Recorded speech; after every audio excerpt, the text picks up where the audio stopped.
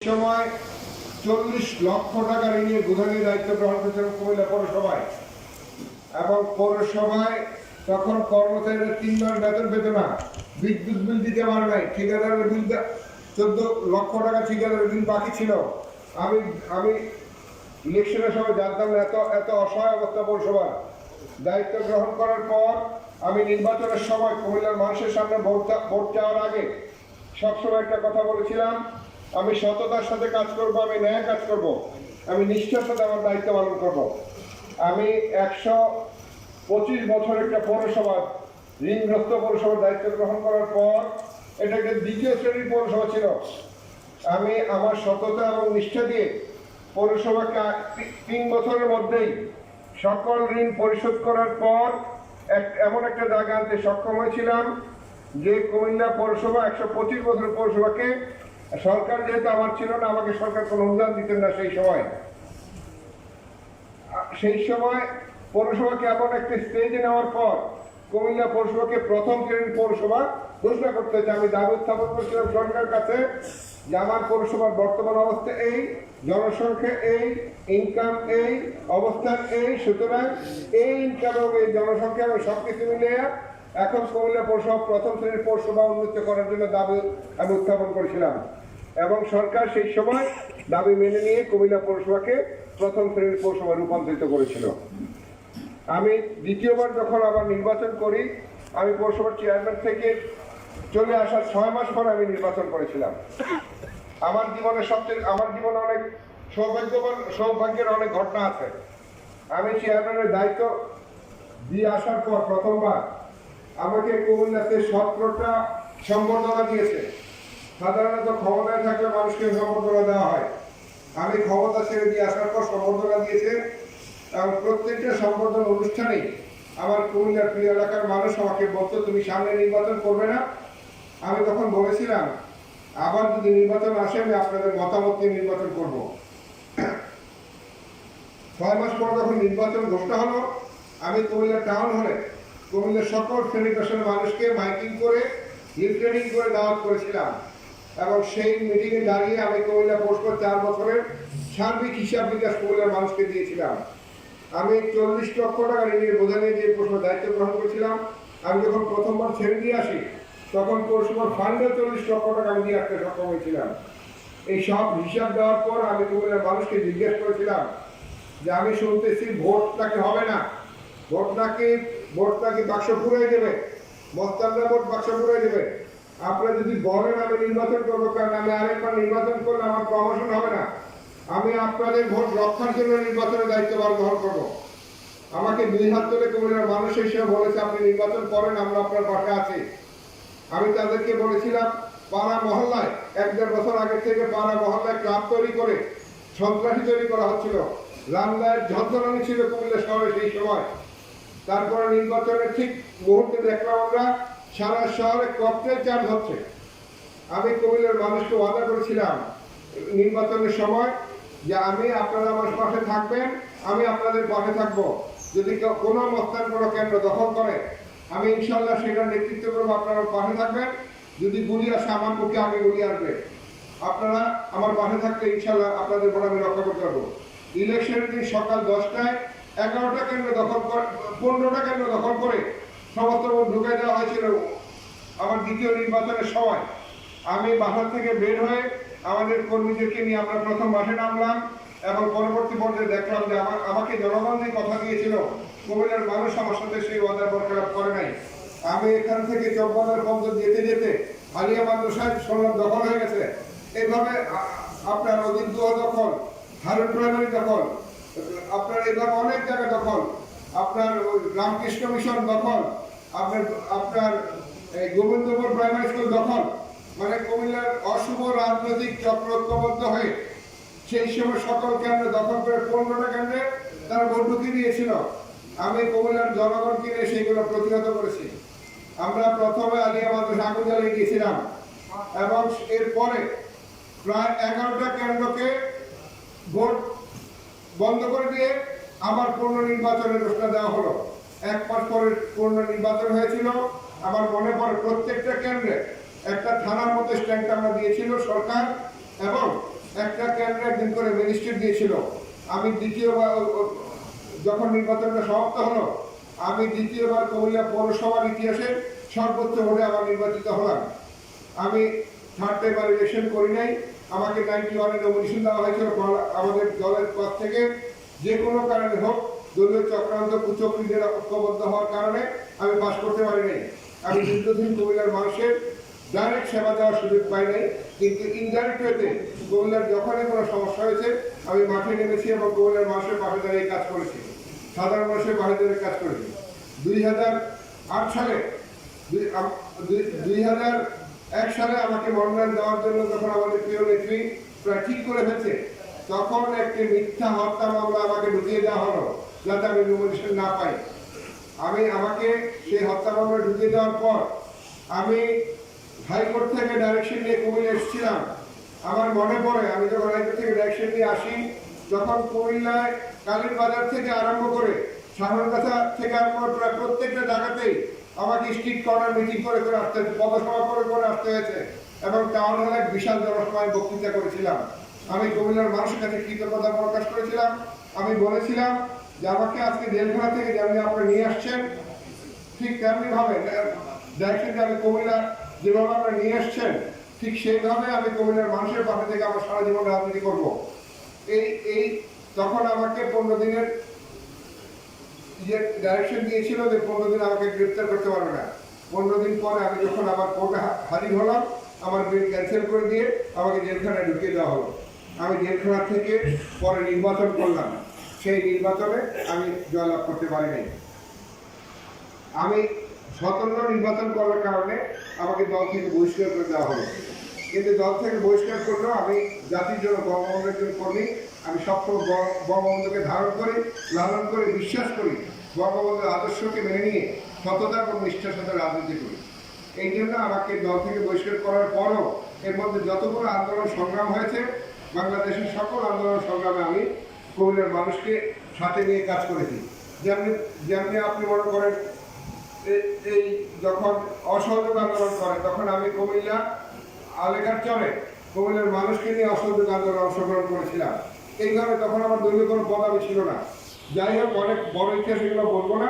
2008 সালে আমাদের প্রিয় নেত্রী আমাকে মনোনয়ন দিলেন। অ্যাকচুয়াল অবস্থায় কুমিল্লার মানুষ বিপুল ভোটে আমাকে বিজয়ী করেছে। আমি আজকে আপনাদের সামনে একটা কথা বলতে চাই। আমি গণরাজনীতি এসে যে ওয়াদা করেছিলাম যে আমি সততা এবং নিষ্ঠার সাথে কাজ করব, আজকে আপনাদেরকে বলি 84 সালের ওয়াদার এই 2020 সালে আমি ওয়াদার কথাটা করি নাই। আমি আমার সমস্ত রাজনৈতিক কর্মকাণ্ড মানুষের জন্য কাজ করা আমি সততা এবং নিষ্ঠার সাথে করেছি। যদি আপনি এখানে করলে সকল সাংবাদিকরা আছেন, যদি কেউ কোথাও প্রমাণ করতে পারেন রাজনীতির কারণে আমি কোথাও দুর্নীতি করেছি, ব্যক্তিগত জীবনে কোনো দুর্নীতি করেছি, ব্যক্তিগত জীবনে কারো সম্পদের প্রতি লোভ লালসা করেছি, আপনারা আমার বিরুদ্ধে শুধু সরাসরি আমাকে টাউন হলে আনবেন, জনসভায় দাঁড়িয়ে বলবেন, আমি পদত্যাগ করে বাড়ি চলে যাবো, আমার কোনো সমস্যা নাই। সকল সাংবাদিকদের এই অধিকার আছে, আমি আপনাদেরকে বললাম। কিন্তু দুঃখের কথা হচ্ছে যে এমন কিছু লিখবেন না, নিজেরা বানায় প্লটিং করে আমার বিরুদ্ধে লিখবেন না। আমাকে সরাসরি বলবেন, আমার কোনো প্রবলেম নাই। আমি এখনো সততার সাথে রাজনীতি করি, এখনো সমস্ত লোভ লসার বিবর্জন করে আমি আমার রাজনীতি করি। আজকে যে কথা নিয়ে বলছিলাম, 8 সালে আমাকে মনোনয়ন দেওয়ার পরে আমি যে কথাটা 84 সালে বলেছিলাম, হারানোর ঐতিহ্য ফিরিয়ে আনতে চাই। আমি কুমিল্লার সেই বিখ্যাত মানুষগুলোকে যাদেরকে সবাই ভুলে গিয়েছিল, কুমিল্লার ইতিহাস থেকে হারিয়ে গিয়েছিল, আমি বাবু ধীরেন্দ্র দত্তের নামে কুমিল্লা স্টেডিয়ামের নামকরণ করেছি। এই প্রজন্মের মানুষ বাবু ধীরেন্দ্র দত্তের নামই জানার কথা ছিল না। আমি সচিবদের বর্মনের বাড়িটা উদ্ধার করার জন্য প্রায় 5 বছর যুদ্ধ করেছি। 4 জন ডিসি 5 জন ডিসির সাথে আমার এখানে কাজ করতে হয়েছে। পরিশেষে এটা উদ্ধার করার পর এখন ঠিক সচিবদের বর্মনের সেই বাড়িটি, সেই আগেকে আমরা তৈরি করেছি। আমার বিশ্বাস সেখানে আমরা একটা কালচারাল কমপ্লেক্স করতে পারবো। বর্মনের পর কাজ করতে গেলে অনেক বাধা আমাকে দেওয়া হয়। আপনারা জানেন, আমি 88 সালে যখন পৌরসভার চেয়ারম্যান ছিলাম, তখন বিভাগের আন্দোলন করেছিলাম। বিভাগের আন্দোলন সেই সময় শুরু করেছিলাম।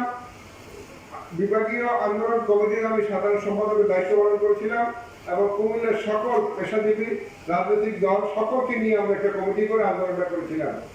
পরবর্তী পর্যায়ে যখন আমি পার্লামেন্টে আসলাম, পার্লামেন্টে বক্তৃতা দেওয়ার সুযোগ পাওয়ার পর আমি 2009 সালের জুন মাসে যখন আমি বক্তৃতা দিয়েছি তখন আমি বলেছিলাম তিনটা কথা আমি বলেছিলাম।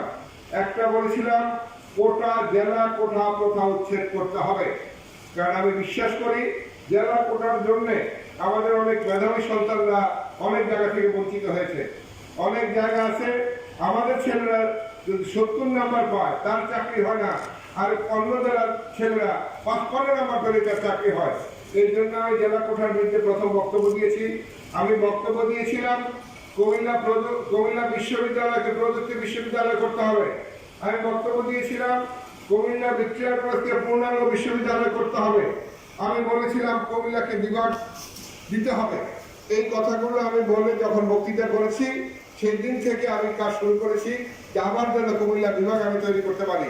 এখন আর আন্দোলন সংগ্রাম না, এখন প্রক্রিয়ার মধ্যে যেন আমার কুমিল্লা বিভাগ তৈরি করতে সেই প্রচেষ্টা আমি কাজ শুরু করেছিলাম।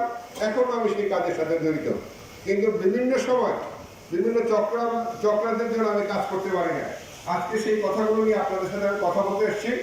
আমি উন্নয়নের যে কথা, যেমন স্বাধীনতা ফ্লাইওভার, আপনারা একজন সাংবাদিক বলতে পারবেন না যে আমরা কখনো কেউ স্বাধীনতা ফ্লাইওভারের জন্য এক কলম লিখেছি যে ফ্লাইওভারটা দরকার, বা কুমিল্লার কোনো মানুষ কোনো নির্বাচনের ক্যাম্পিংয়ে বা কোথাও আমার কাছে দাবি করেছে স্বাধীনতা ফ্লাইওভারটা আপনি করে দেন।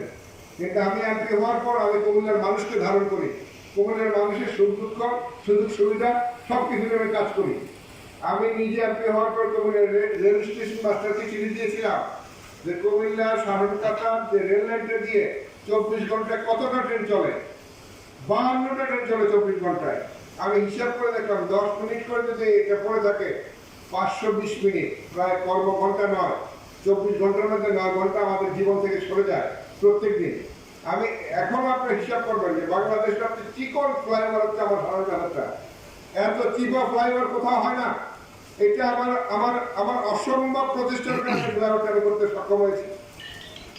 আপনার কেউ বলেন আমি আপনার কুমিল্লা গুমতি নদীতে যখন আমি ক্যাম্পিং করি ঠিক সেই মুহূর্তে নির্বাচনে দেখলাম বালপাড়া ফ্লাইওভার 8-10টা পিলার আছে, একজন ঠিকাদার সেখানে কাজ করতো, তিনি সব মাল সামান ব্যাক করতেছেন।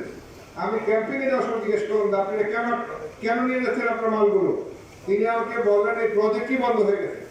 আমি বললাম দয়া করে আপনি এই মালগুলো নেবেন না, সামনে নির্বাচনের ফলাফল আপনি দেখেন কি হয়।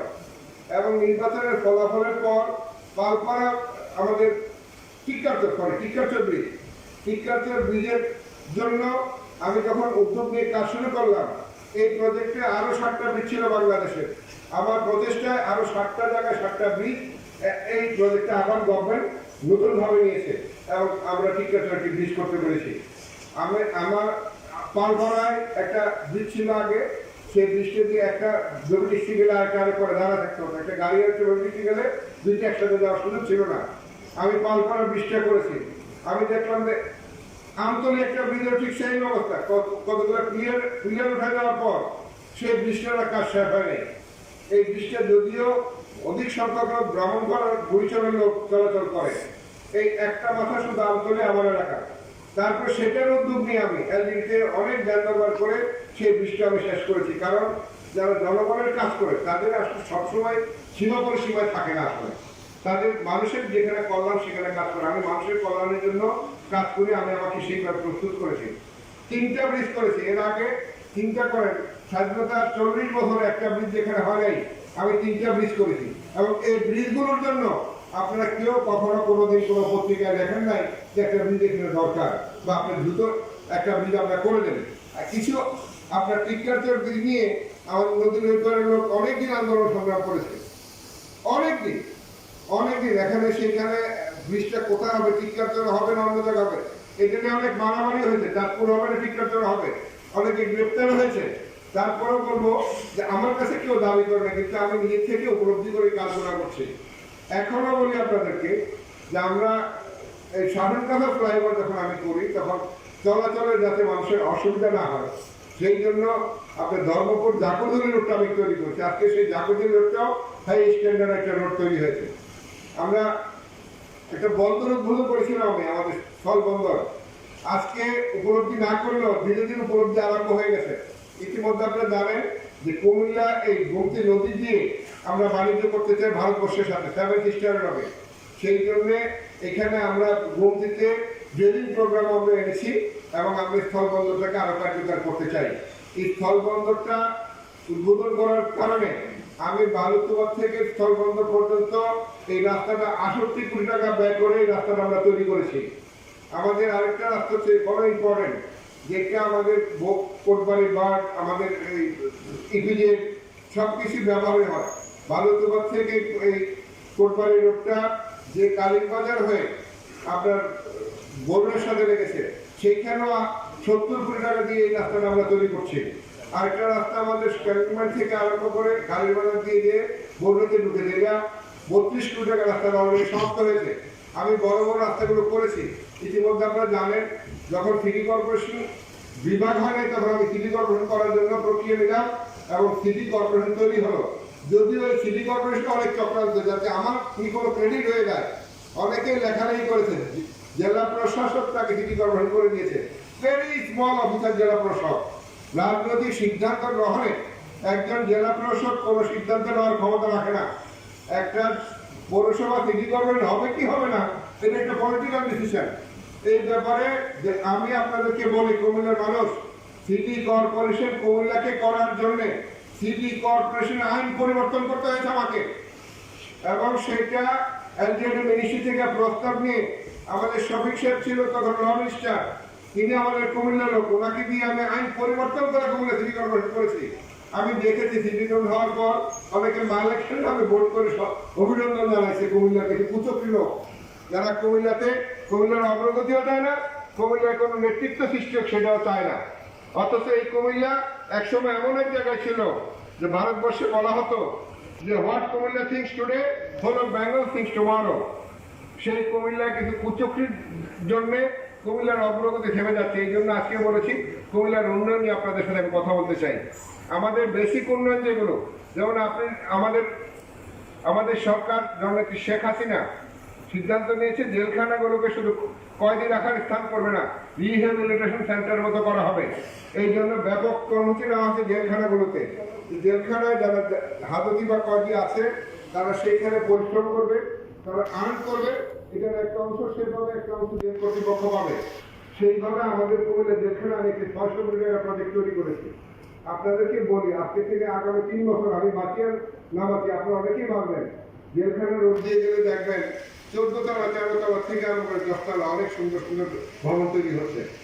আমি আপনার কুমিল্লা উমেন্স কলেজে ছেড়ে যারা পড়েছেন, আমাদের বেশ কিছু সাংবাদিক মেয়েদেরকে দেখলাম, কারা কারা উমেন্স কলেজে পড়েছেন আপনারা বলেন? আছেন? এই উমেন্স কলেজে আমি যখন এমপি হই তার আগে উমেন্স কলেজের পড়তে গেলে এরকম টাউন হলের মধ্যে একটা ডিলাবোরেটেড অডিটোরিয়াম ছিল। টাউন হলটা এখন বসার ব্যবস্থা নাই, ওই অবস্থায় একটা পুরানো অডিটোরিয়াম ছিল, ওইটার দিকে তাকানো যেত, কিন্তু বিল্ডিং দেখা যেত উমেন্স কলেজে। তা আমি যাওয়ার পর প্রিন্সিপালকে এমপি হওয়ার পর প্রিন্সিপালকে বললাম, এই বিল্ডিং এর অবস্থা কেন? স্যার এটা 3 বছর দাও, ভাঙার জন্য অনুমতি পাই না। আর কে অনুমতি দেয়? কয়েকটা কন্ডামেশন কমিটি আছে, এই কমিটির প্রধান হচ্ছে জেলা প্রশাসক, মেম্বার থেকে হচ্ছে আমাদের শিক্ষা প্রকৌশল ইঞ্জিনিয়ার, আর বাকি কয়েকজন মেম্বার আছে। আমি সেখান থেকে টেলিফোন করে ডিসিকে বললাম আগামী 7 দিনের মধ্যে মিটিং করে এটা কন্ডামেশন ঘোষণা করতে হবে, যাতে এটা আমরা ভেঙে ফেলতে পারি, ভেঙে সেখানে দালাল করতে পারি। এবং আমার কথা অনুযায়ী তখনকার জেলা প্রশাসক অত্যন্ত গুরুত্বের সাথে 10 দিনের মধ্যে এটা ডিক্লারেশন দিয়েছে। আমি তখন বললাম তবে এটা ভেঙে ফেলো।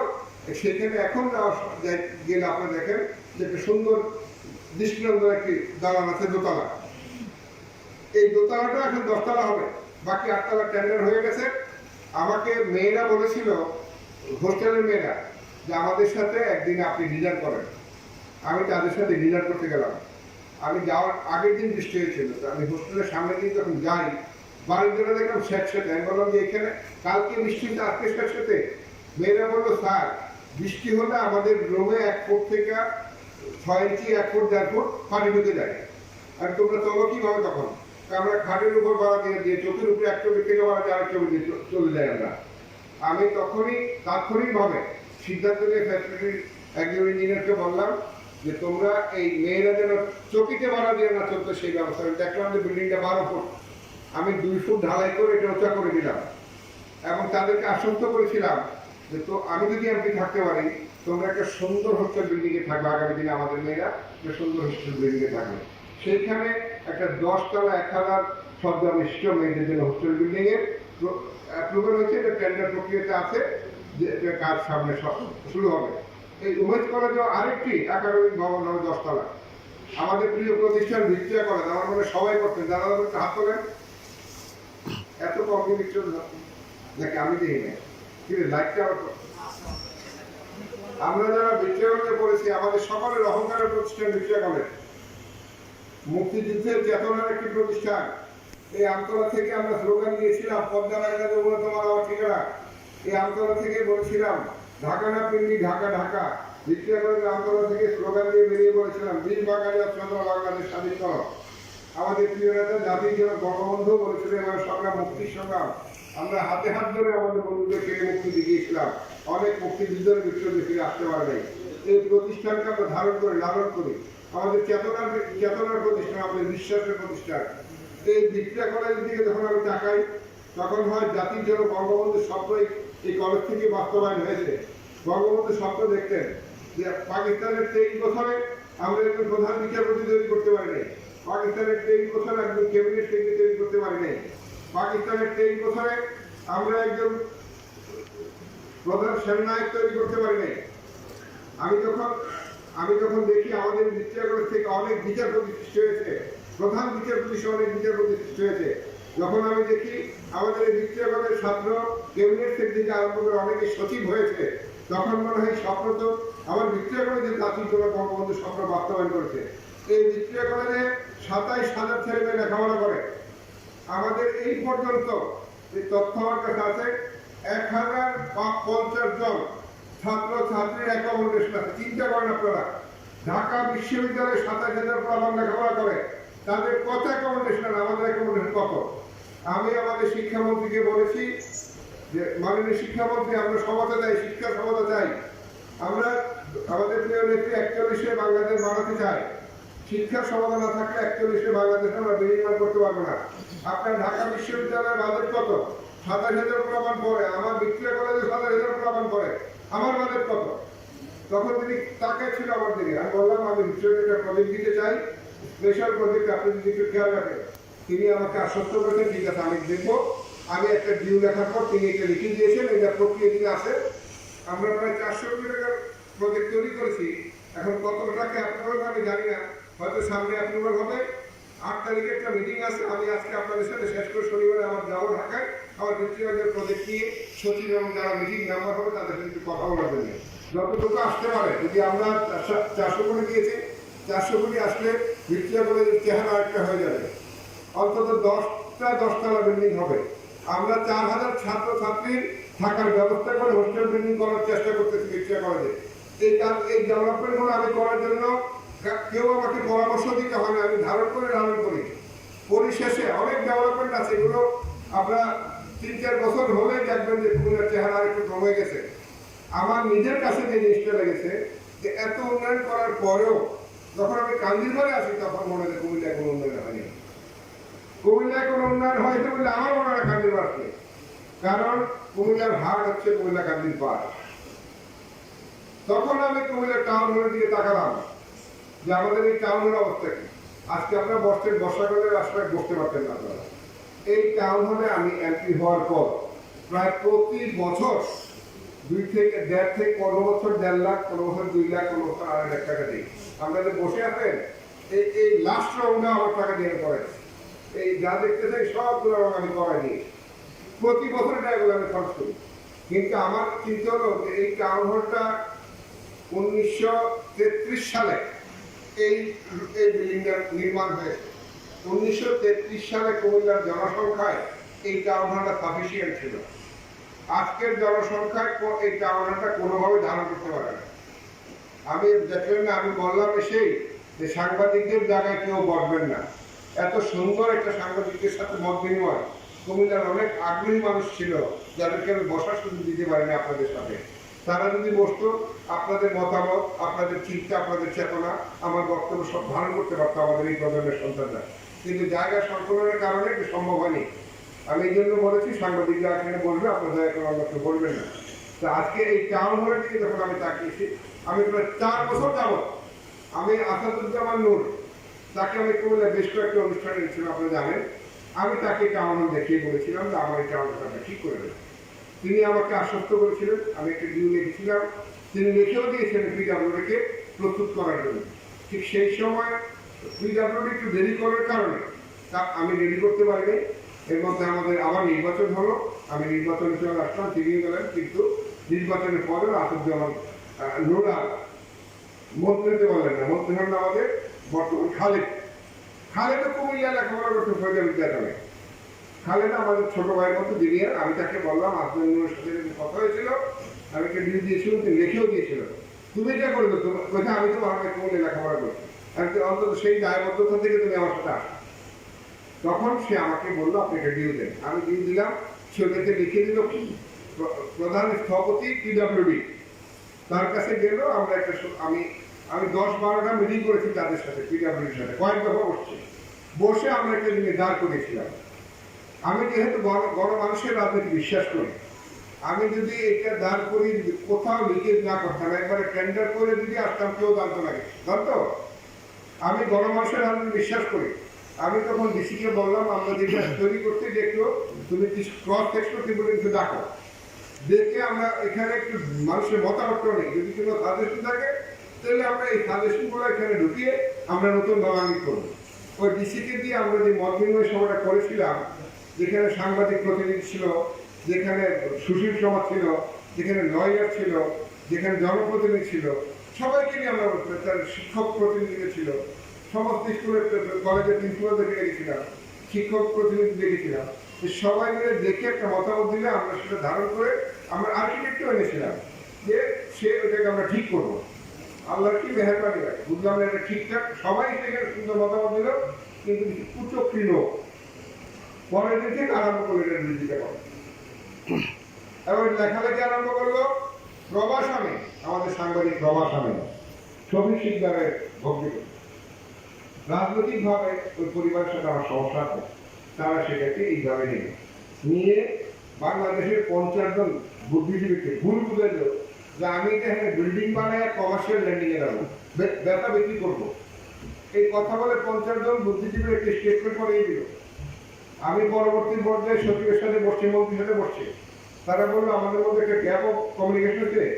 আসলে আমাদেরকে ধারণা দেওয়া ছিল, আমি টাউন হল সম্পর্কে আপনাদের ধারণা কি, টাউন হল কার, আর কি আপনাদের বললেন পুরাতত্ত্ব নেবেন, কিভাবে নেবেন, আপনার তো ওনার না কেউ, বা এই টাউন হল তো ওনার আপনারা না, কেউ না। এখানে একটা নির্বাচিত প্রতিনিধি দ্বারা পরিচালিত হয়, এইখানে কিছু মেম্বার আছে, তারা হচ্ছে টাউন হল মালিক, আর তো কেউ মালিক না। সকল মেম্বারদের সিদ্ধান্তের পরেই তো আপনারা নিতে পারবেন। আপনারা কেন বললেন? তখন আমাকে বলল, সত্যি স্যার, আপনাকে এটা কি কমার্শিয়ালের জন্য কথা বলি না, একটা নতুন অডিটোরিয়াম হবে, কমপ্লেক্স করতে যায়নি, একটা লাইব্রেরি আছে, আপনারা বলেন এটাকে লাইব্রেরি বলা যাবে না, স্টোর বলা যাবে, বুক স্টোর, আপনার মধ্যে কিছু বই তালামে রাখছে, এর বাইরে কোনো লাইব্রেরি, একটা আধুনিক লাইব্রেরি। আজকের যুগে আমরা 41 সুন্দর বাংলাদেশ বিনির্মাণ করতে চাই, এইটা কি লাইব্রেরি বলা যাবে আমাদের যেটা আছে, নাকি বইয়ের একটা বই বুক স্টোর একটা। আমরা আগে ছোটবেলায় দেখতাম, আমরা লাইব্রেরিতে বই কিনতে যেতাম, ওইগুলোকেও লাইব্রেরি বলে, বই যেখানে বিক্রি হয় ওগুলো লাইব্রেরি বলে। আমরা যে বইতে যে তালা খুলে একটা বই বের করে দিতে, এই বইটা নাও, আমাদের জন্য একই অবস্থা। একটা লাইব্রেরি হবে, সেখানে গবেষণাগার হবে, সেখানে লাইব্রেরিতে আধুনিক সুযোগ সুবিধা হবে। এখন তো এই লাইব্রেরি আমরা করতে পারি। এই সব কিছু মিলে যখন আমি এটা ঠিকঠাক করলাম, তখন আরম্ভ হলে চক্রান্ত।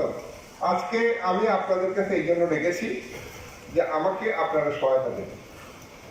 আপনাদের মধ্যে অনেকেই আছে যারা আমাকে পছন্দ করে, আমি আপনাদের সবাইকে একরকম পছন্দ করি না, কিন্তু টাউন হল তো আমাদের সবাই নাকি।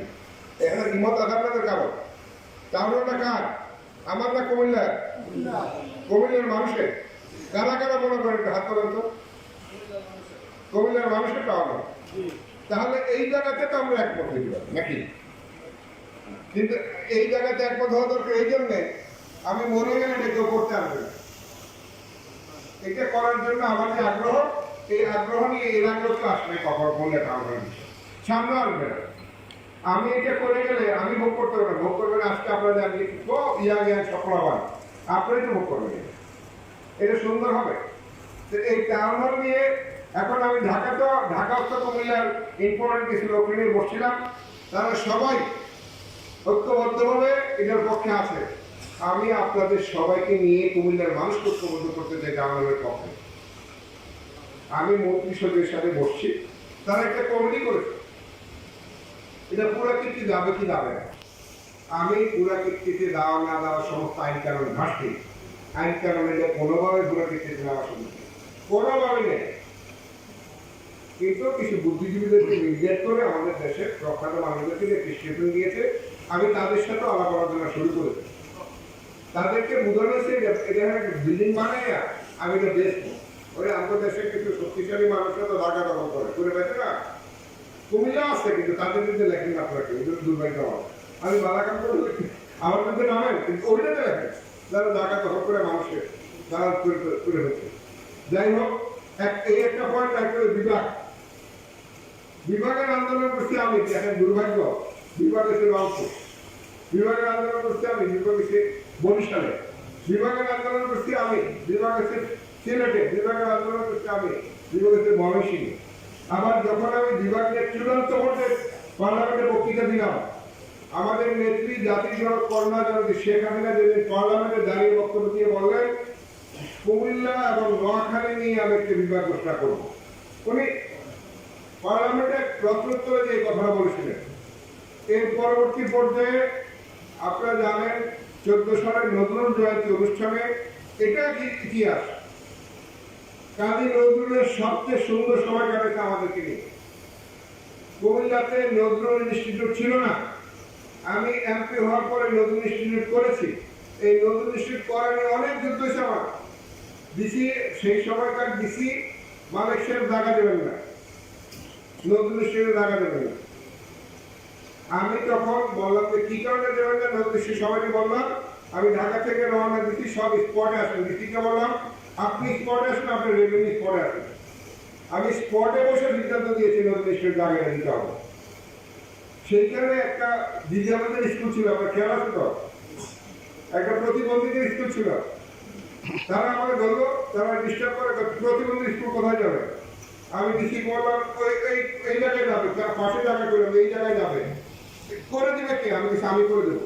আমার সম্পূর্ণ টাকা দিয়ে আমি কাজটা করে দিয়েছি, প্রতিবন্ধী স্কুলটা করে দিয়ে নতুন ইনস্টিটিউট করেছি। সেখানে ইনস্টিটিউট করার পর আমি দেখলাম প্রতি বছরই নজরুল জয়ন্তী কখনো বিশালে করে, কখনো ঢাকায় করে।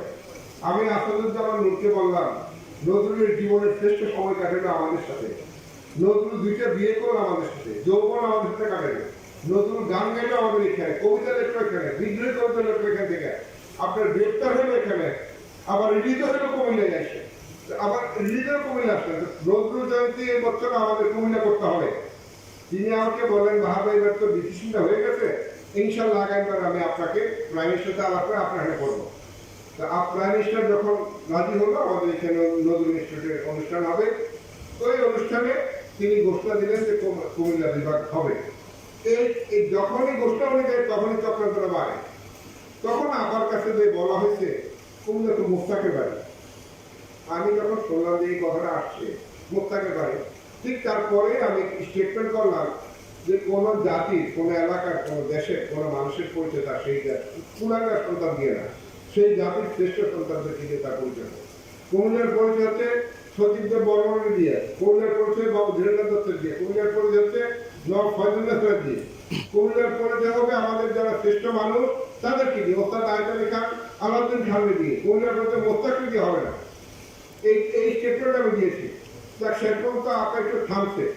আবার যখন একটু আগাইতেছিল এবং প্যান্ডামিক হলে হঠাৎ একদিন দেখলাম আমাদের বর্তমান অর্থমন্ত্রী ফোন করে বলে বসলো ব্রিফিংয়ে যে কুমিল্লা বিভাগ হবে, তবে নাম হবে ময়নামতি।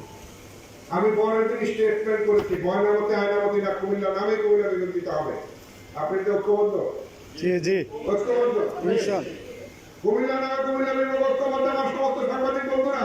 অবশ্যই। তাই না, আপনারা এখন থেকে লিখতে হবে এভাবেই যে কুমিল্লা নামে কুমিল্লা বিভাগ দিতে হবে। আমাদের কোনো অপরাধ নাই। কুমিল্লার মানুষ 200 বছর আগে লেখাপড়া শুরু করে সার্ভিস দেওয়া শুরু করেছে।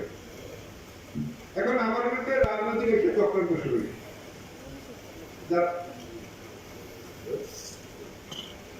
জানেন রাজনৈতিক চক্রান্ত শুরু হয়েছে এই বিভাগ নিয়ে, আপনার টাউন হল নিয়ে। আমার ব্যক্তিগতভাবে যে চক্রান্ত, এগুলো আমার জন্য কোনো সমস্যা না। চক্রান্ত যারা শুরু করে তারা একটা ঐক্যবদ্ধ একটা প্রবলেম করে ফেলছে মডার্ন স্কুলে। মডার্ন স্কুলটা আমি প্রবলেম করে ফেলছি। মডার্ন স্কুলে আমি যখন 15 সালে মডার্ন স্কুলের সকল ছাত্র বাইরে রাস্তায়, শিক্ষকরা রাস্তায় আন্দোলন করে। আমাকে দু একদিন বললো যে মডার্ন স্কুলে আন্দোলন হচ্ছে গান্ধী করে, আপনি দেখেন না।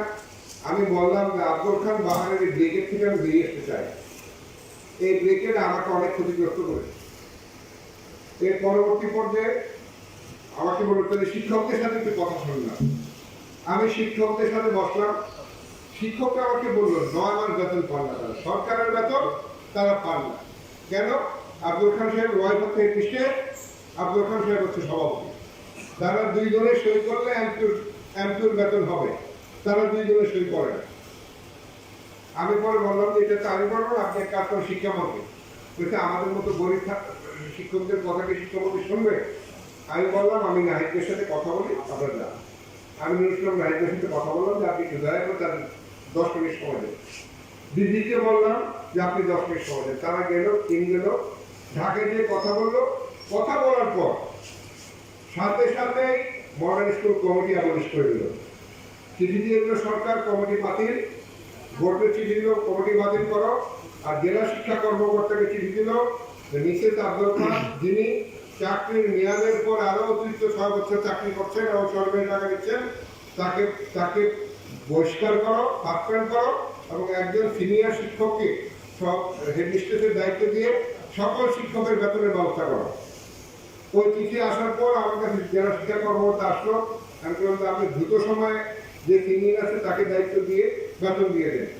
7 দিনের মধ্যে এমপি সরকার সই করে বেতন দিয়ে দিল, গভর্নমেন্ট বেতন দিয়ে দেবে দেওয়ার পরে। এরপরে যেহেতু কমিটি বাতিল করে দিয়েছে, অ্যাডক কমিটি করতে হলে এমপির অনুমোদন লাগে। তা আমার কাছে অ্যাডক কমিটির জন্য আসলাম, এটি অ্যাডক কমিটি করে দিলাম 2016 সালে অ্যাডক কমিটি করে দিলাম। সেই অ্যাডক কমিটিতে আরফাজুল কৃষক সভাপতি আর 2-3 জন দিয়ে করে দিয়েছিলাম।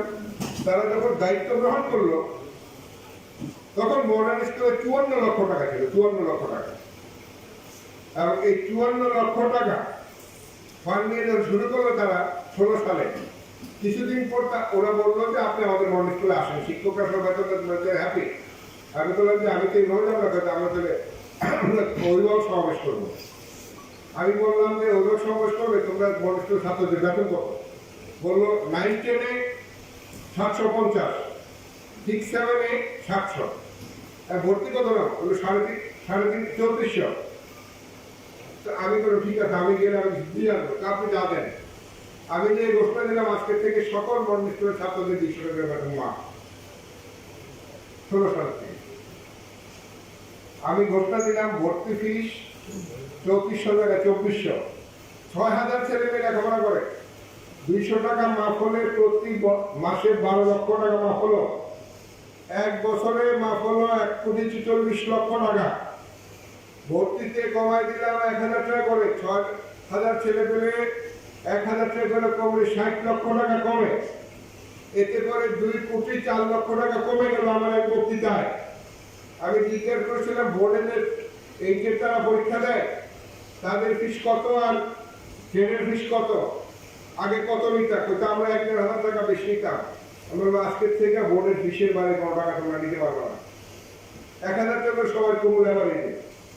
আবার ঠিক 1200 ছেলেদের পরীক্ষা দেয় প্রত্যেক বছর, প্রায় 1100-1200। এখানেও দুইটাতে ক্লাস 8 এবং 10-এ 25 লক্ষ টাকা কমলো। আমি জিজ্ঞেস করলাম যে আমাদের এখানে নন এমপি টিচাররা কত বেতন পায়? বললো 7,000। আমি বললাম 15,000-এর নিচে কোনো শিক্ষকের বেতন হবে না। একদিকে কমাইলাম, একদিকে শিক্ষকের বেতন বাড়াই যাবে। আমাকে হঠাৎ একদিন টেলিফোন করলো মডার্ন স্কুলের পাশে এক বাড়ির থেকে এক মহিলা। আমাকে বললো বাহার ভাই, আমরা একটা বিপদে আছি। কি বিপদ?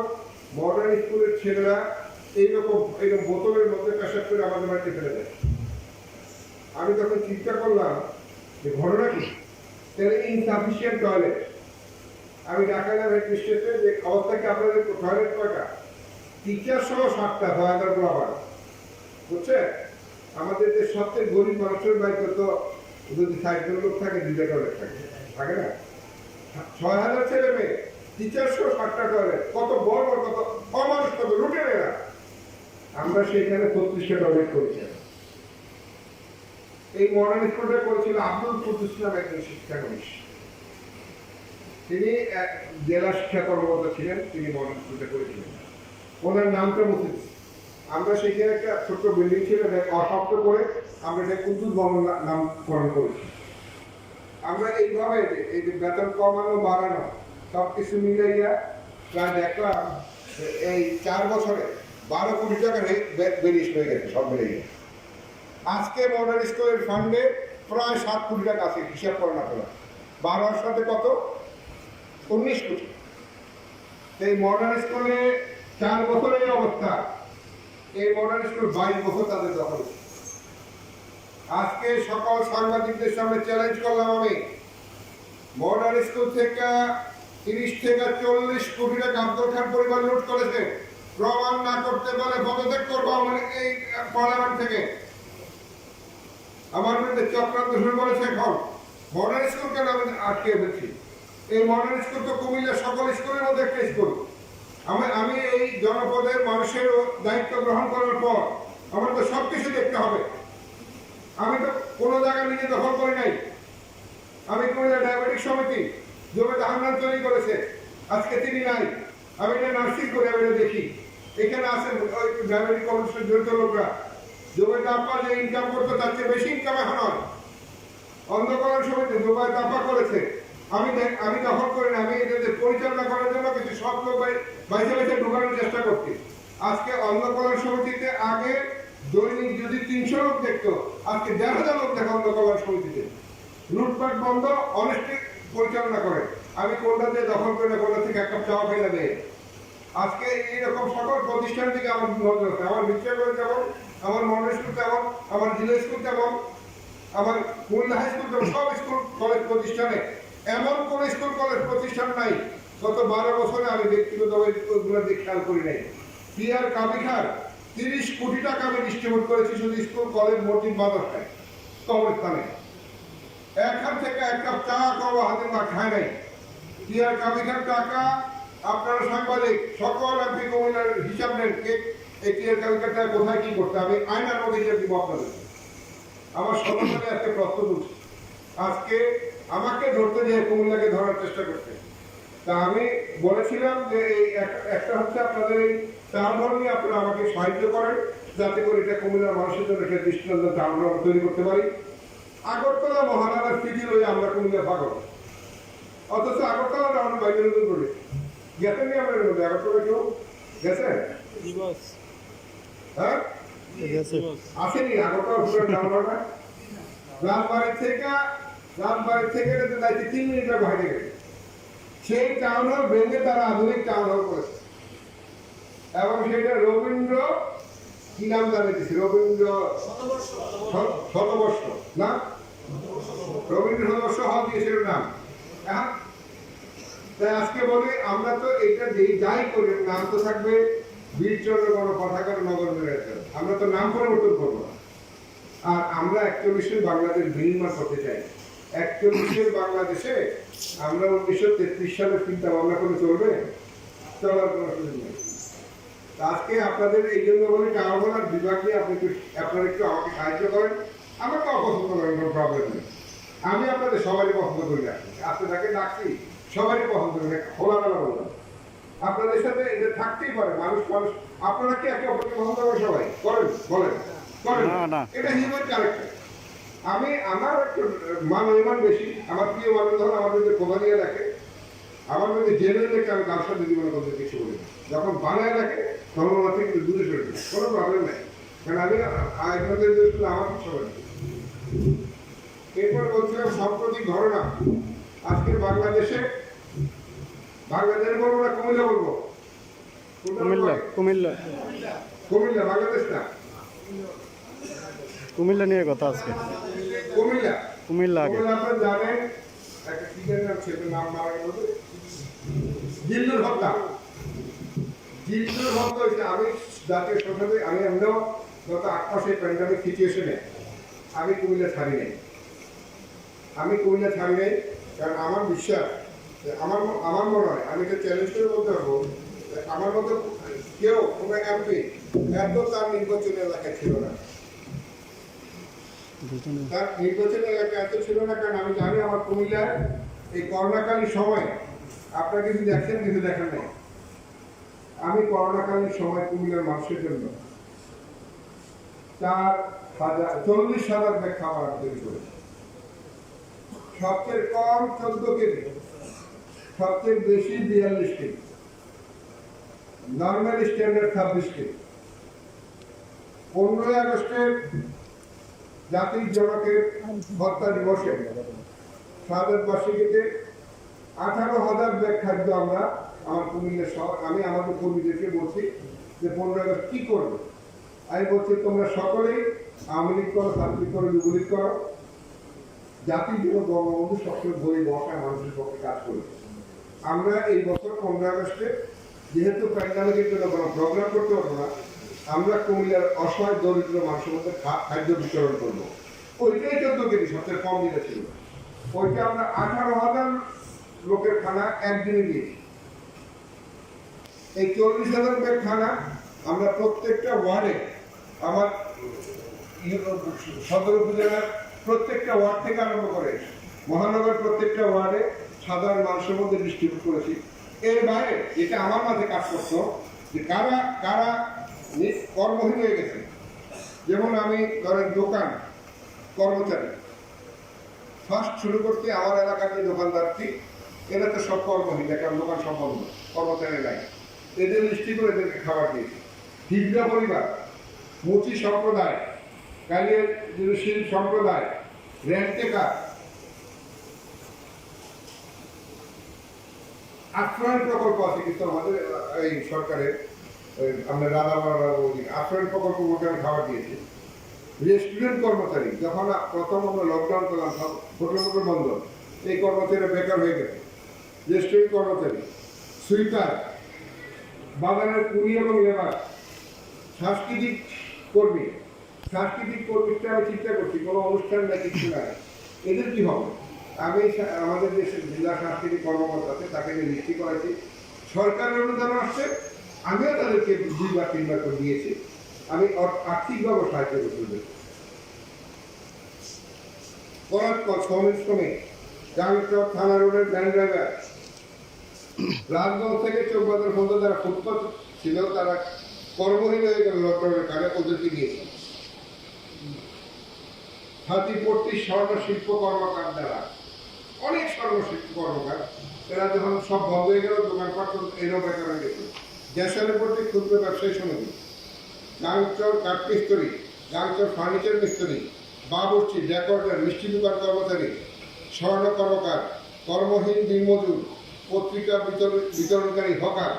আমরা যে সাংবাদিকতা করেন, পত্রিকা তো বেকার দিচ্ছি, এই হকাররা কিন্তু সব বেকার হয়ে গেছে, পত্রিকাটা বন্ধ। সেলুন, নাফিকরা তো সেট করা বন্ধ হয়ে গেছিল, চুল কাটা। সেলুন কর্মচারী এবং মালিক, ফৌজদারি দোকান মালিক, তাদের দোকান কর্মচারী, পরিবহন শ্রমিক, লাল কাঠ পরিবহন, সবুজ কাঠ, rubber scout, town hall, hawker market, মুদ্রণ শিল্প কর্মচারী, কুমিল্লা ক্রিয়া অঙ্গনে যারা অবদান রেখেছেন তাদেরকে আমরা এই খাবারগুলো দিয়েছি। আম জনতাকে যারা সেগুলোর বাইরে এইগুলো স্পেসিফিক করে আমি দিয়েছি। এগুলোর দৃষ্টিও করেছে ওদের নেতারা। সাপ্লাইয়ের সময় কিন্তু আমার একটা লোক থাকতো, ওরা থাকতো দেখে দিত। এসিড দগ্ধ দগ্ধরা ছিল, এসিড দগ্ধ যারা হয়েছে ওদেরকে দিয়েছি। এর বাইরে আমাদের নেত্রী বলেছিল যে অনেক মানুষ আছে যারা লাইনে দাঁড়ায় খাবার নেবে না, তাদের সামাজিক অবস্থার কারণে, কিন্তু আজকে অসহায় থেকে দরিদ্র হয়ে গেছে। তোমরা এটা খেয়াল করবা। আমার ফেসবুক, আমার মেয়ের ফেসবুক, আমার SMS, এর মধ্যে আমি 2,500 লোকের খাবার দিচ্ছি, 2,500 প্যাকেট।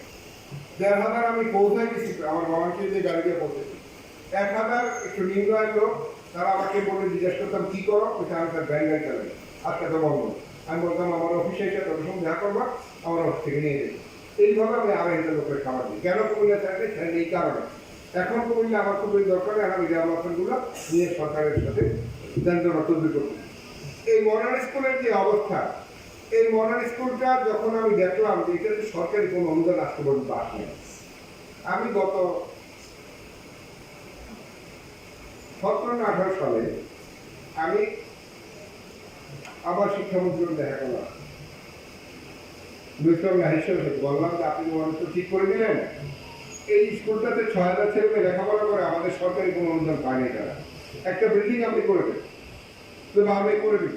আমি আবার একটা ডিউ রাখলাম, সেই ডিউতে মডার্ন স্কুলের জন্য একটা, যখন ডিউটা উনি লিখে দিল সচিবদের, সচিবের বাড়ি হচ্ছে ফেনীতে, তিনি বললেন কি মডার্ন স্কুলে আরো 2টা, ফেনী একটা, নোয়াখালী মিলে 4টা মিলে একটা প্রজেক্ট করলেন। করে আমাদের শিক্ষা মন্ত্রণালয় থেকে এটা গেল প্ল্যানিং মিনিস্ট্রির, আর প্ল্যানিং মিনিস্টার অ্যাপ্রুভাল দেবে প্রজেক্টগুলো, 30 কোটি টাকার প্রজেক্ট প্ল্যানিং মিনিস্ট্রির কাছে গেল। আমি নির্বাচনের আগে লোটাস আমার সাথে দেখা করে বললাম যে এই আপনার মিনিস্ট্রিটা আসছে, আপনি একটু দয়া করে আমাদের এটা পাস করে দেন, মডার্ন স্কুল এবং বাকি আর 3টা আছে। আমি ইলেকশন শেষ করে দিয়ে দেখলাম যে কুমিল্লা মডার্ন স্কুল কাটটা লোটাস আমাদের বাকি দিতে হচ্ছে, উন্নয়ন করতে ডেভেলপমেন্ট করতে কি কষ্ট করতে বুঝতে পারছে, কুমিল্লার মন্ত্রীরা গাইনি মডার্ন স্কুল ছেড়ে দিই।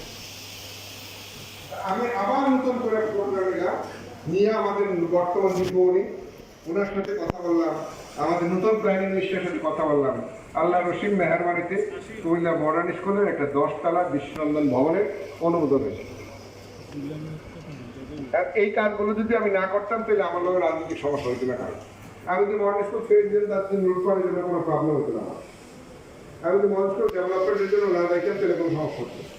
আমাকে একটা করে ডিস্টার্ব করে আর একটা প্রস্তাব পাঠায় মডার্ন স্কুল দিয়ে, আমরা বললাম মডার্ন স্কুল দিয়ে দেওয়া যাবে, এই সাংবাদিক বন্ধুরা বলুন মডার্ন স্কুল দিয়ে দেওয়া যাবে আমাদের করার জন্য, 2-1 ছাড়া বলে সবাই বলে চান, ভালো করে বলবেন না কি আপনারা কি বার্তা খান সাংবাদিকের বিবেক, কনসাস অফ দি নেশন, জাতির বিবেক বলা হয় সাংবাদিকদেরকে, কুমিল্লার বিবেক তো আপনারা লাগাবেন না, কি দিয়ে দেবো নাকি মডার্ন স্কুল? না না, দেওয়া যাবে না। তাইলে আমি তো এই যুদ্ধে আশা হয়ে গেলাম। এরপরে হত্যাকাণ্ড হলো, আমি পার্লামেন্টে আমাদের জাতির জনকের 100 বছর অনুষ্ঠানের পার্লামেন্ট, সেইখানে গেলাম বক্তৃতা করবো। পরের দিন সকালবেলা শুনি যে বিরাট একটা কুমিল্লা জিল্লুর মারা, কে জিল্লুর খবর নিলাম, এই জিল্লুর সাইফুল হত্যার আসামি, এই জিল্লুর এক ডাকাতি মামলায় 2 বছরের কনভিক্টেড আসামি, তার বিরুদ্ধে আরো 4টা মামলা, 6টা মামলা আসামি। সকালবেলায় দেখলাম আমার ইউটিউবে দেখলাম সময় টিভি বিশেষ নিউজ করে, এবং সীমার মাননীয় সংসদ সদস্য সীমা এবং আব্দুল খানের ছেলে ইমরানের বক্তব্য নিয়েছে। সীমা বলছে যিনি কুমিল্লার অভিভাবক দাবি করেন, আমি কি দাবি করতে দাবি করতে কোনোদিন কোন জায়গায় আমি বলছি আমি আপনাদের অভিভাবক দূর করে বলছি কোথাও তাইলে? আর মডার্ন স্কুলের শিক্ষকরা না আমার বেতন হয় না, বেতন পাওয়ানোর ফলে তারা যদি আমার একটা অভিভাবক বলে আমি কোনোদিন আবেদন করে নিতাম না, বলবো? বলার তো সুযোগ নেই। কুমিল্লা শহরে আমি এমপি হওয়ার আগে এই কান্দিরঘরের মুফিদকেও তদাবাদ দিত, মুফিদদের বাগানে মুফিদ জনগণ থেকে প্রতিদিন 1 কেজি করে মিষ্টি যেত বাবরের নামে, বাবর চিনের নামে, বাবরে চিনেন নাম বলতে বাবর, প্রতিদিন 1 কেজি করে মিষ্টি। কুমিল্লায় ঈদের সময় প্রত্যেক মার্কেট থেকে চাঁদা উঠানো হতো, মাস্টারদেরকে দিতে হবে। আমি আসার পর একটা মার্কেট থেকে চাঁদা উঠাতে হয় নাই। আমি এমপি হওয়ার পর কুমিল্লার পরিবহন মালিকরা আমার সাথে দেখা করার জন্য উদ্গ্রীব হয়ে গেল।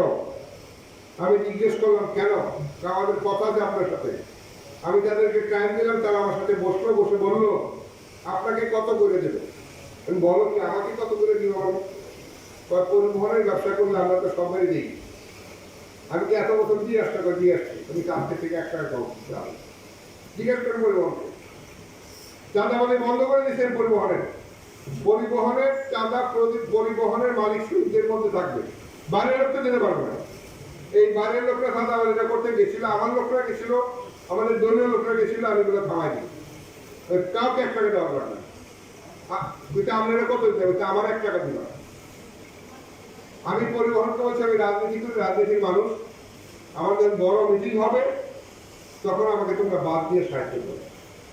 প্রাইম মিনিস্টার আসছিল, দলের শেখ হাসিনা আসছিল স্টেডিয়ামে সাহায্য করতে, এই টাউন হলে আসছিল, তারা বাসটা দিয়ে আমার লোকজন এনে দিয়েছে, এই সাহায্যটা আমাকে করে।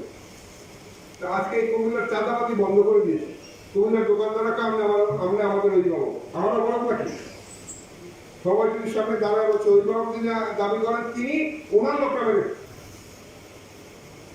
তা তোর আর বাজারের ভাগাভাগিতে গন্ডগোল হয়েছে। আমি আরো তথ্য দিই, তোর আর বাজার নিয়ে গন্ডগোল আমিও সময় টিভি পুরো ভিডিও আমার কাছে রেখে দিয়েছি।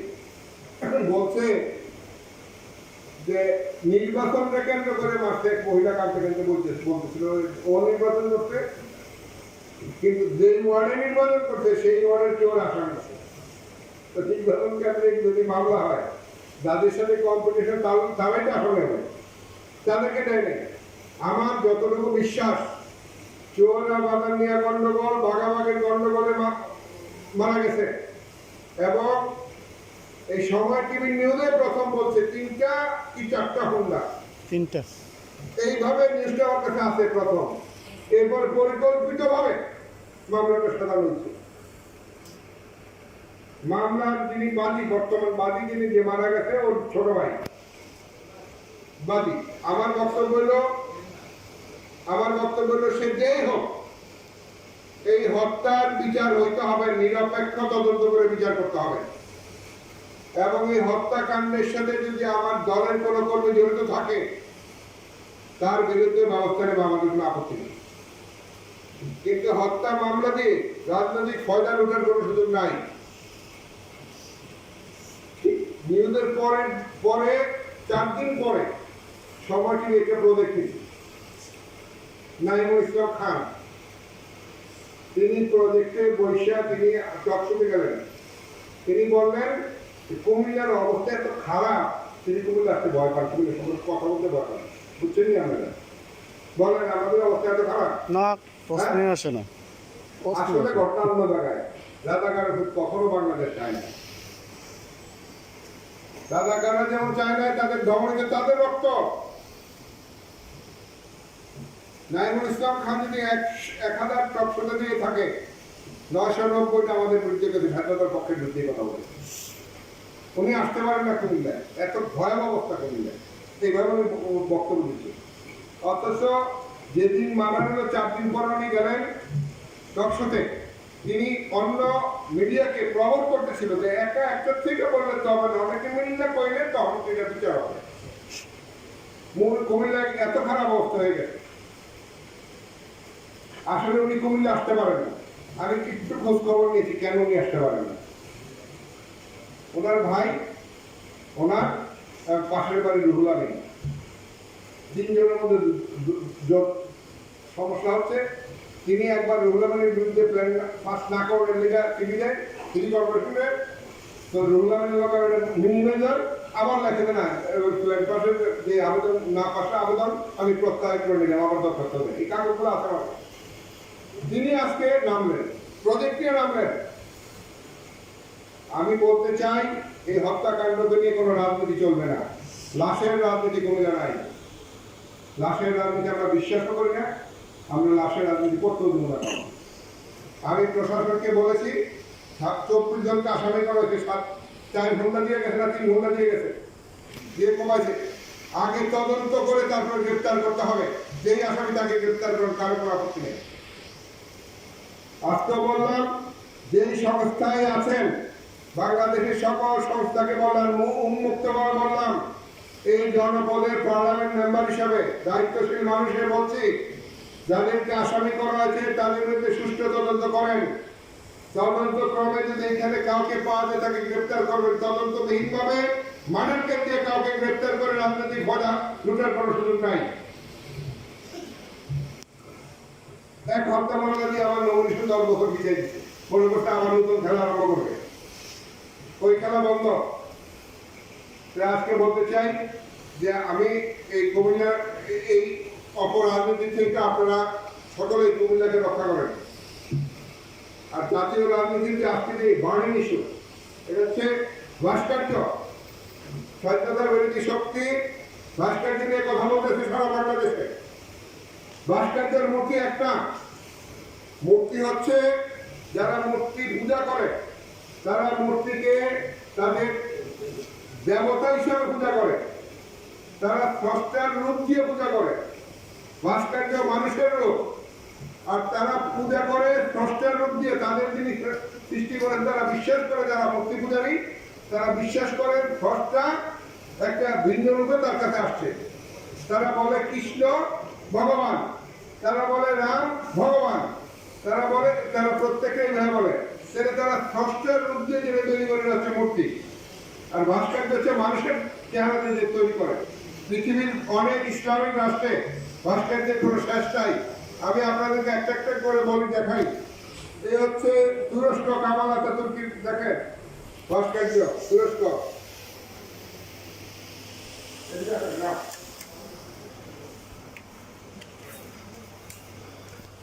এই তেহরানের ফেরদৌসি স্কোয়ারে স্থাপিত মহাকবি ফেরদৌসি, এই দেখেন তেহরান, এই দেখেন ওইটা আছে, ওইখান দাও, হ্যাঁ দাও, একটু দাও, একটু বলো তোমরা, দিতে দাও না, নাম তো বলতে পারো না। আমি বলি তুমি দেখো, আমার এই যে মাদার ম্যারি ঠিকানো, মাদার ব্যাক করো, মাদার ম্যারি, আমার কথা বন্ধ রাখো, পরে দেখাই। লাহোরের বন্দিশাহী মসজিদের পাশে ম্যারি, এটা করলে আমার লোকে চেক করে নেবে না। সংযুক্ত আরব আমিরাত, বিখ্যাত শহর দুবাইয়ের শাসক শেখ মোহাম্মদ বিন রশিদ আল মাকতুমের ভাস্কর্য দেখেন। বড় করে দেখেন। আচ্ছা বড়, আমি নামগুলো বলি, বড় করে সবগুলো দেখাবার চেষ্টা করি, কেন এখানেও নামগুলো বলবো আমাকে। ইবনে খালিদুন তিউনিসিয়া,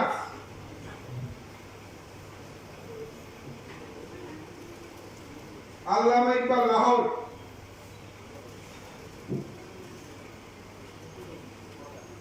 তেহরানের শেখ সাদি,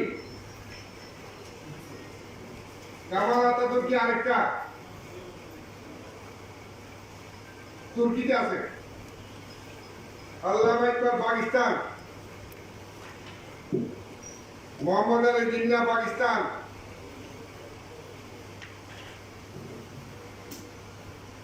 জালালউদ্দিন রুমি তুরস্ক,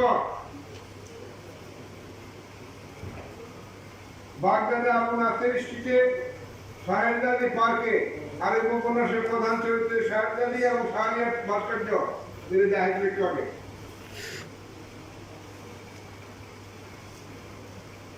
ইরানের হামদানে অবস্থিত ইবনে সিনার ভাস্কর্য,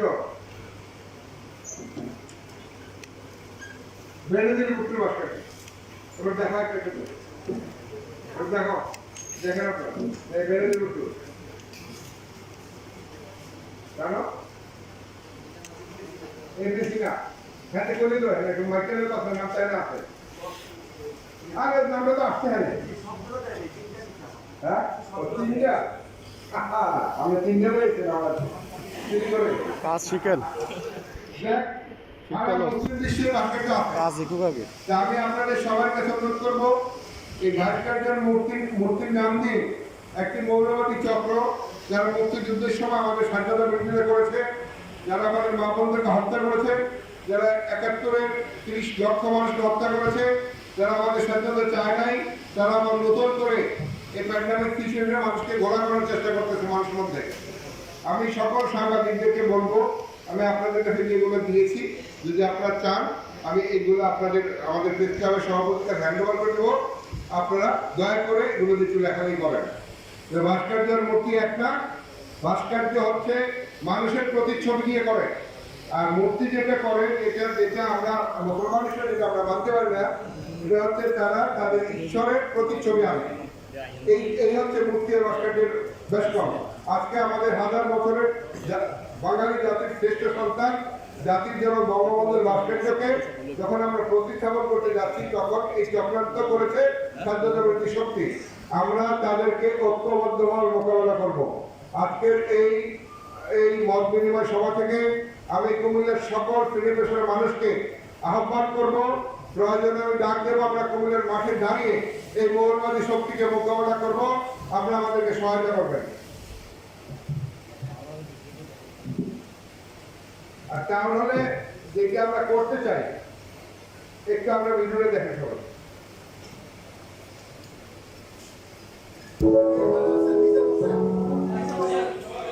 আধুনিক নির্মাণে দৃষ্টিনন্দন ভবনে রূপান্তরিত হচ্ছে কুমিল্লা নগরের প্রান্তরে অবস্থিত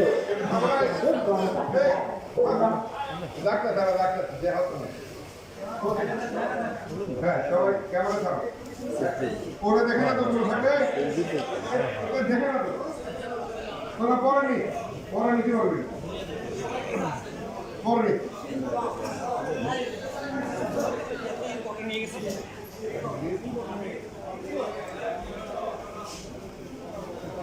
একটু দয়া করে টাকা পয়সা দেখো।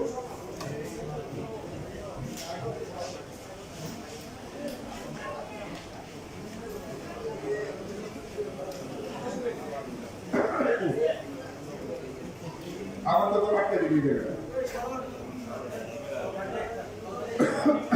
ভিতরে দেয় না।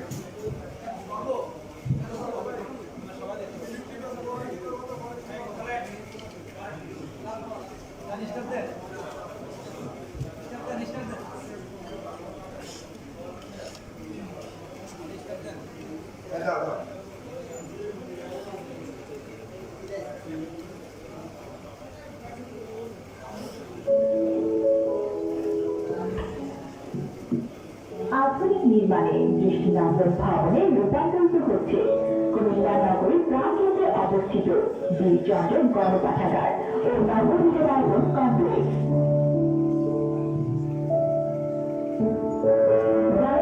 সঙ্গে সোনার বাংলা এবং মাননীয় প্রধানমন্ত্রী নিবেদন বাংলাদেশ। সেই পথ ধরে মাননীয় প্রধানমন্ত্রী শেখ হাসিনার আস্থা ভাজন কুমিল্লা সদর আসনের সংসদ সদস্য হাজী আনোয়ারা বাহাউদ্দিন বাহারের নগদ ভান্ডার প্রমাণিত হয় ডিজিটাল বাংলাদেশ সেই ছোঁয়ায় কুমিল্লার সদর আসনটি।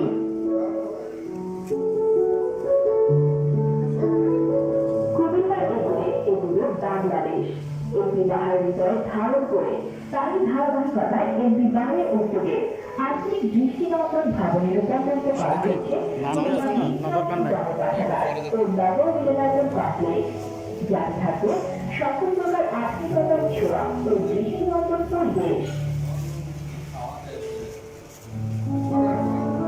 আধুনিক ছোঁয়ায় নতুন প্রজন্ম মন বিকাশ ও জ্ঞান আহরণ করতে পারবে। এখানে থাকবে বাংলাদেশের একদা বঙ্গবন্ধুর সমগ্র ইতিহাস, আর থাকবে আগামী দিনের প্রজন্মের জন্য বীর মুক্তিযোদ্ধাদের ইতিহাস সহ যুদ্ধকালীন অনেক প্রতিচ্ছবি। ভবনটিতে থাকবে শেখ রাসেল মিনি আধুনিক ইনস্টিটিউট, আধুনিক পাঠাগার, আধুনিক গবেষণাগার, বিশাল একটি পরিবার হল, মিনি সেমিনার হল, বাচ্চ সকলের স্মৃতির কারণে নগর নির্মাণ শহীদ মিনারটির সামনে দাঁড়ালে শহীদ রক্তের বিনিময়ে এই স্বাধীন বাংলাদেশ এই দৃশ্যটি হৃদয় স্পর্শ করবে। আর থাকবে আধুনিক অনেক সুযোগ সুবিধা। প্রস্তাবিত বীরচন্দ্র গণপাঠাগার ও নগর মিলনায়তন কমপ্লেক্স ভবনটি বাংলাদেশের ইতিহাসে ইতিহাস বহন করবে।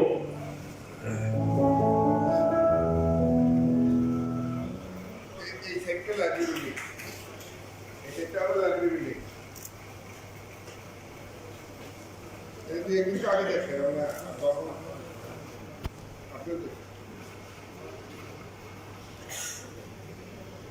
আপনাদের কারো কোনো প্রশ্ন কেমন হতে পারে?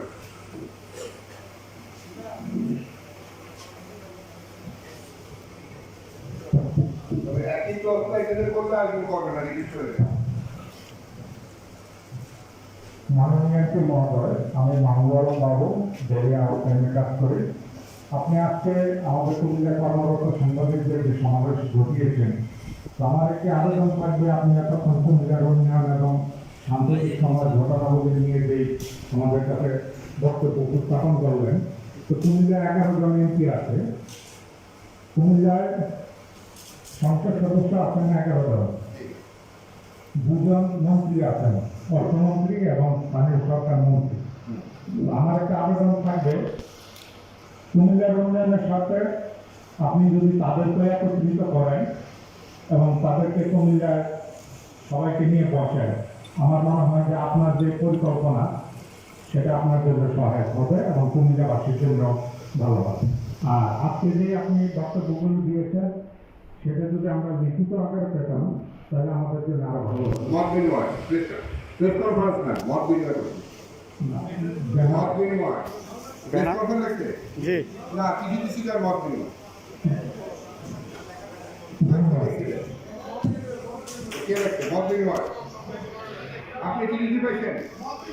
সবাই মত বিনিময় লেখা। প্রেস কনফারেন্সের রিটেন দিচ্ছা একটু বলি, এই কল্পনা সুন্দর যে ওনাদের সাথে কাজ করে সুবিধা।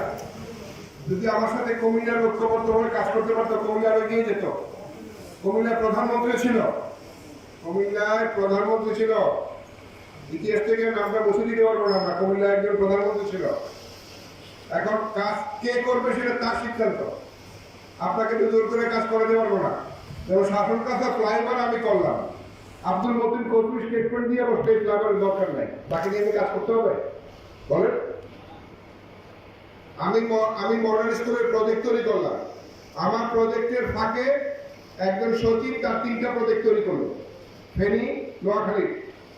আমার কুমিল্লার মন্ত্রী প্ল্যানিং মিনিস্টার, তিনি আমারটা কেটে দিয়ে বাকি 3টা পাস করে দিলেন, তার সাথে বসে কাজ করবো। আমি বললাম কুমিল্লা বিভাগ 88 থেকে 2020 কত বছর? 32 বছর এই বিভাগের পিছনে আমার স্বপ্ন। তিনি হঠাৎ করে বলে বসলেন ময়নামতি বিভাগ, কেমনে কাজ করবো ওনাদের সাথে বলেন? হ্যাঁ, আমাদের এলজিএডি মিনিস্টারের সাথে আবার অসম্ভব ভালো সম্পর্ক, কারণ তিনি কুমিল্লার জন্য করতে চান। এই করোনা প্যান্ডামিকে আমি যখন আমাদের প্রিয় নেত্রী জাতির জন্য করোনা জননেত্রী শেখ হাসিনার সাথে বললাম, একটু প্লিজ কথার উত্তর দিন, এটা প্রশ্ন আসতে হবে। আমি যখন নেত্রীর সাথে কথা হলো, আমি যখন বললাম যে কুমিল্লাতে 18,000 প্রবাসী বসবাস, 18 লক্ষ প্রবাসী বসবাস করে কুমিল্লা, এরা বিদেশ থেকে আসা যাওয়া করে, এটা একটা ইম্পোর্টেড রোগ। আমার কুমিল্লায় করোনায় অসম্ভব প্যান্ডামিক ছড়ায় যাবে, আমার এখানে খুব দ্রুত সময়ে করোনা শনাক্তকরণ ল্যাব তৈরি করতে হবে। আমার এই কথা বলার পর আমাদের প্রিয় নেত্রী জাতির জনক করোনা জননেত্রী শেখ হাসিনা, মাননীয় প্রধানমন্ত্রী 3 দিনের মধ্যেই আমাকে ল্যাবের সব জিনিসপত্র পাঠিয়ে দিলেন কুমিল্লা মেডিকেল কলেজে। মেডিকেল কলেজে ল্যাব উদ্বোধন করার পর দেখলাম প্রতিদিন 400-500 লোক স্যাম্পল দেয়, ল্যাবের ক্ষমতা হয়েছে 250 থেকে 280, তাহলে প্রত্যেক দিনই 200-250 ইলেকট্রোমার থাকে, 4 দিন জমলে 1000 জমে যায়।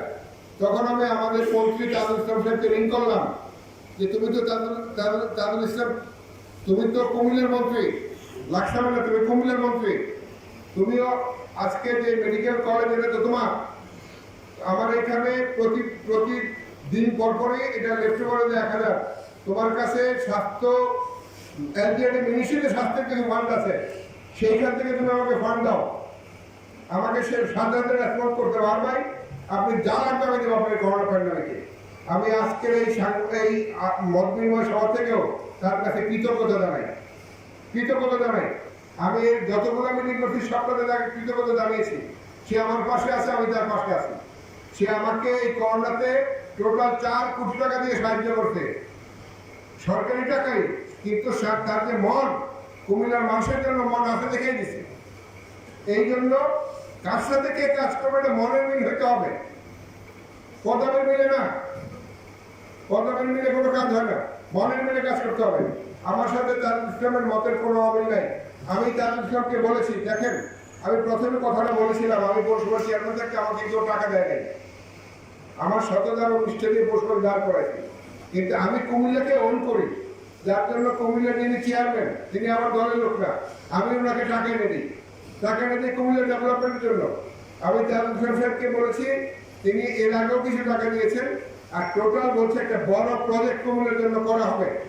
আমি কুমিল্লার মানুষের জন্য ওয়াটার ট্রিটমেন্ট প্ল্যান্টের জন্য অনেকদিন কাজ করতেছিলাম। এই তাজুল ইসলাম সাহেব আমাকে বলেছে আমাদের চাঁদপুর থেকে পানি এনে আমরা কুমিল্লার মানুষকে আমরা সুপেয় পানি সাহায্য করবো। এটা একটা জায়গা প্রজেক্টের কাজ অলরেডি সার্ভে আরম্ভ হয়েছে। এটা খুব অচিরেই আমার মনে হয় 1-2 বছরের মধ্যে কার্যক্রম চালু করবো। চাঁদপুর পদ্মার পানি না আমরা কুমিল্লার মানুষ খাবে। আমার কুমিল্লার জন্য তিনি বলছে 1.5 থেকে 2,000 কোটি টাকা দেবো আমার সিটি কর্পোরেশন ডেভেলপমেন্টের জন্য।